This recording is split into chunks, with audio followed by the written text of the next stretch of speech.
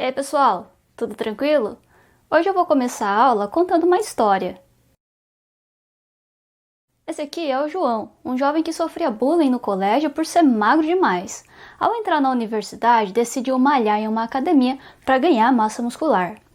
Passado uma semana, o João já estava impaciente, pois não viu os resultados que queria e resolveu perguntar a um amigo bombado o que ele usou para crescer. Esse amigo então deu umas dicas e o João começou a fazer uso de testosterona exógena. Aí ele cresceu e ficou bombadão. Um belo dia, conheceu sua alma gêmea, se casou e queria ter filhos. Mas aí surgiu um problema. O casal tentava e nada. A mulher foi ao médico, mas estava tudo certo com ela. Aí o João pensou, vixe, lascou-se. Foi ao médico, fez um espermatograma e descobriu que estava com uma contagem de espermatozoide muito baixa, insuficiente para engravidar a sua mulher. Tudo isso causado pelo uso crônico de testosterona exógena. Mas por que a administração crônica desse hormônio pode diminuir a produção de espermatozoides? Bom, fiquem ligados na aula que eu vou responder essa pergunta. Vamos lá?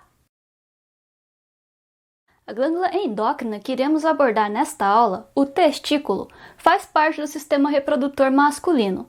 Além desta glândula, esse sistema é formado por um conjunto de canais, epidídimo, ductos deferentes e ejaculatório e uretra, por onde passam os gametas masculinos, os espermatozoides, produzidos nos testículos, e também as secreções das glândulas exócrinas, vesículas seminais, próstata e uma pequena glândula chamada de bulbo uretral.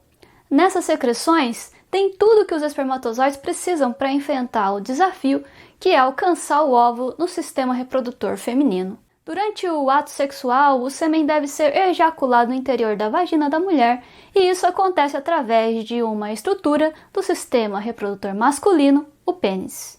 Como o foco desta aula é apresentar o principal hormônio sexual do homem, vamos dar mais detalhes sobre a glândula endócrina que sintetiza e secreta a testosterona, o testículo. No interior dos testículos há vários lóbulos, e nesses lóbulos podemos observar um emaranhado de túbulos seminíferos. Até parece um miojo aqui nessa figura, né? São nesses túbulos seminíferos que os espermatozoides são produzidos. Esses espermatozoides se dirigem, então, para o epidídimo através dos ductos eferentes, e nesse local terminam a sua maturação. Do epidídimo, podem seguir para o ducto deferente, ducto ejaculatório e, finalmente, uretra, durante o ápice do ato sexual, o orgasmo. Fazendo um corte transversal para olhar mais de perto o túbulo seminífero, podemos observar células que ficam localizadas ao redor do túbulo, entre o tecido tubular, por isso chamadas de células intersticiais ou células de Leydig. São elas que sintetizam e secretam o principal androgênio do homem, a testosterona. No interior dos túbulos seminíferos, é possível ainda observar uma célula bem grande, chamada de células de Sertoli.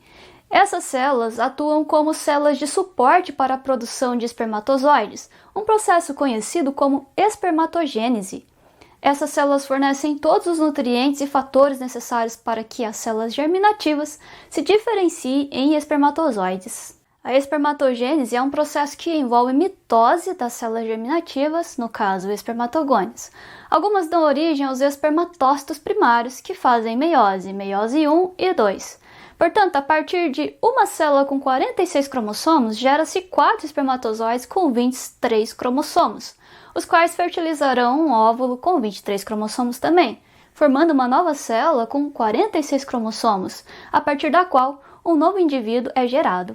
A espermatogênese dura cerca de 72 dias, porém lembrem-se que existem milhares de células germinativas ao longo dos túbulos seminíferos, em diferentes fases da espermatogênese, e todos os dias são produzidas cerca de 200 milhões de espermatozoides nos testículos. No indivíduo do sexo masculino, a produção de espermatozoides se inicia na puberdade, quando o hormônio hipotalâmico liberador de gonadotrofinas, ou GnRH, começa a ser secretado em maiores concentrações e de forma pulsátil.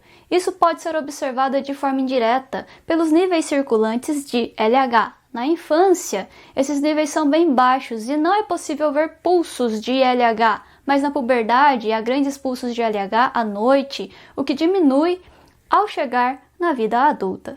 O GNRH é secretado no sistema porta-hipotalâmico hipofisário, por onde alcança a adenopófise, e ao se ligar em seus receptores de membrana presentes nos gonadotrófos, estimula a secreção das gonadotrofinas LH e FSH, que se difundem para os capilares sanguíneos para alcançar os testículos. Nos testículos, LH e FSH têm células-alvo diferentes. O LH se liga em seus receptores de membrana presentes nas células de Leydig, estimulando a síntese e secreção da testosterona, que pode se difundir para os capilares sanguíneos e para o interior dos túbulos seminíferos. Já o FSH se liga em seus receptores de membrana presentes nas células de Sertoli. A sinalização do FSH e da testosterona nas células de Sertoli é fundamental para a espermatogênese, já que esta célula atua como uma célula de suporte, além de sintetizar proteínas de ligação à testosterona, que prende a testosterona no interior do túbulo, mantendo altas concentrações desse hormônio dentro dos túbulos seminíferos, e isso é extremamente necessário para a espermatogênese. Ainda, as células de Sertoli, quando estimuladas pela FSH, secretam um hormônio chamado de inipina, que, só pelo nome, já dá para saber o que ela faz. Ela inibe a secreção do FSH quando em altas concentrações, isto é, ela faz um feedback negativo para regular as concentrações de FSH circulante. Assim como altas concentrações de testosterona faz feedback negativo sobre a secreção do GNRH e LH, regulando os níveis desses hormônios na circulação.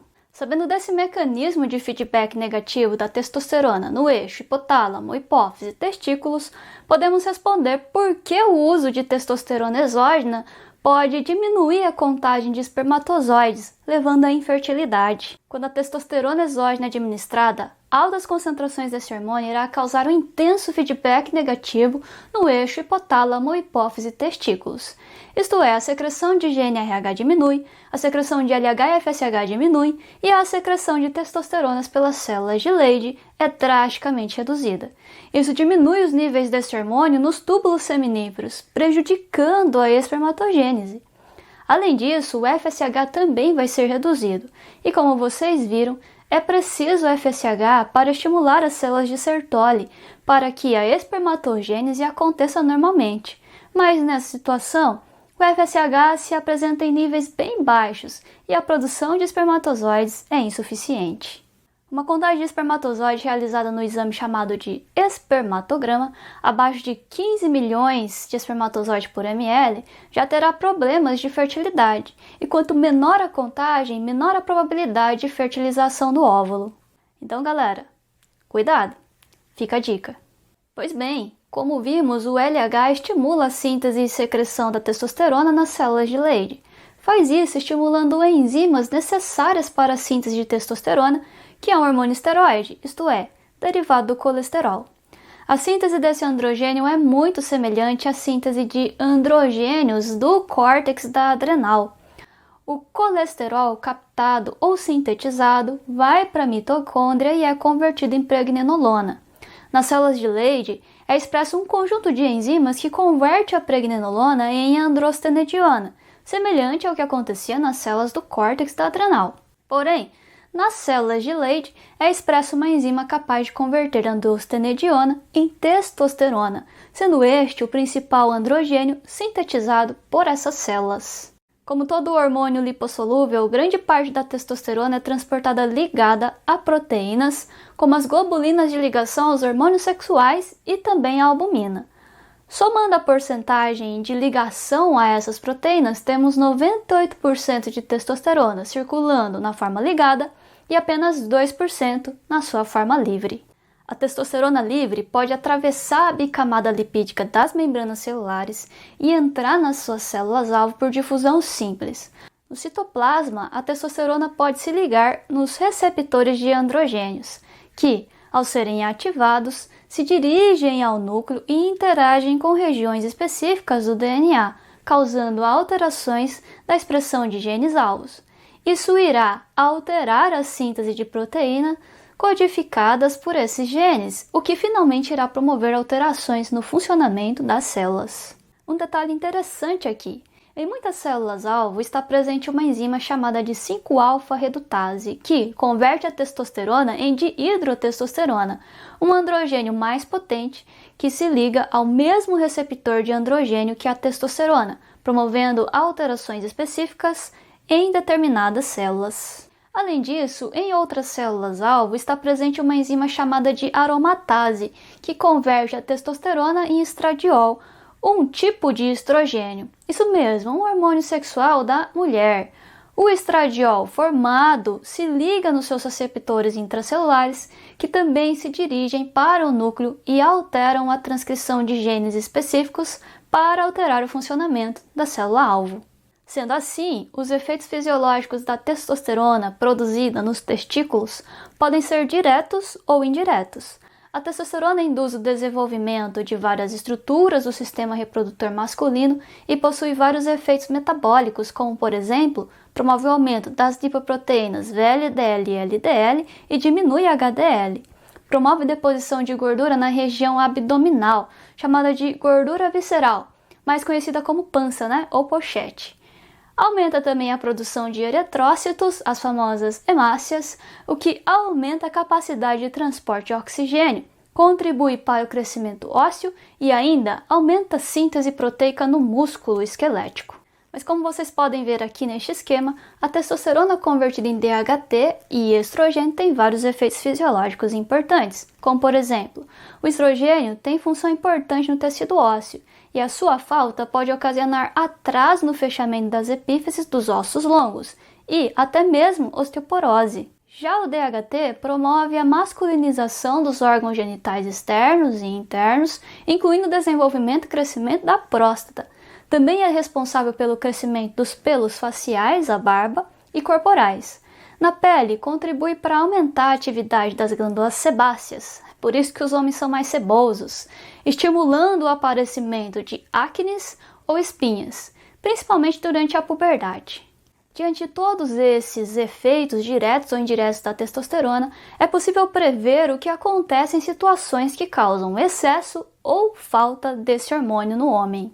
O excesso de testosterona pode ser causado por uso de testosterona exógena ou uma produção endógena excessiva, o que chamamos de hipergonadismo, geralmente causado por um tumor testicular. Se isso acontecer na infância, ocorrerá um desenvolvimento sexual precoce e a criança poderá apresentar genitálias externas e internas de um homem adulto, além de características desenvolvidas na puberdade, como crescimento de pelos faciais e corporais, ganho de massa muscular, entre outros efeitos. Mas, se o excesso de testosterona acontecer na vida adulta, os sintomas não serão muito aparentes. Na verdade, só irá intensificar todos os efeitos diretos e indiretos da testosterona, que já foi apresentado. Queda de cabelo, a famosa calvície, pode ocorrer diante de um excesso de testosterona. A falta de testosterona ou hipogonadismo é muito mais grave, principalmente se isso acontecer no período fetal, onde a falta de testosterona leva ao desenvolvimento da genitália feminina no feto masculino. Se a falta ocorrer na infância, quando o indivíduo chegar na puberdade, não ocorrerá o desenvolvimento dos órgãos genitais externos e internos, que permanecerão com estruturas infantis.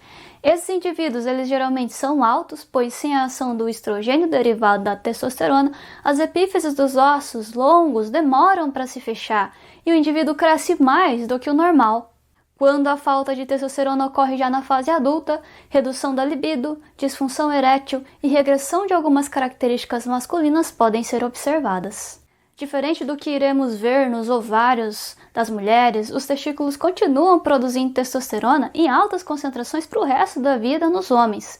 Embora em idades avançadas, essas concentrações diminuem, um processo que é normal no envelhecimento, às vezes chamado de andropausa, mas que não se compara com a queda brusca dos hormônios sexuais da mulher que acontecem na menopausa. A produção de espermatozoide diminui conforme o nível de testosterona cai, mas mesmo assim a maioria dos homens mantém a fertilidade até idades bastante avançadas. Bom, mas já finalizando, lembrem-se que o sistema reprodutor masculino é formado pelos testículos, epidídimo ducto deferente, ducto ejaculatório, uretra e as glândulas exócrinas, vesículas seminais, próstata e glândulas bulbouretrais. Nos testículos, a espermatogênese ocorre nos túbulos seminíferos, estimuladas pelas gonadotrofinas LH e FSH. LH age nas células de Leydig, estimulando a síntese e secreção de testosterona.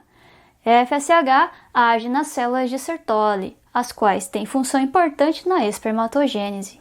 Testosterona pode agir diretamente em suas células-alvo ou pode ser convertida em DHT e estrogênio.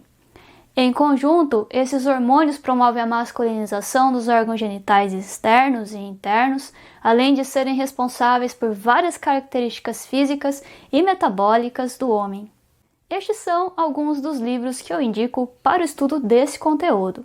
E aí, vocês acharam essa aula tranquila? Se acharam, ótimo, mas já aviso para se prepararem para a próxima aula, pois a regulação hormonal da função reprodutiva da mulher é só um pouquinho complicada. Agora voltem para o Google Classroom e acesse o questionário desta videoaula para depois partir para a próxima aula. No nosso próximo Meet, eu esclareço todas as dúvidas que ficarem. Um abraço e até lá!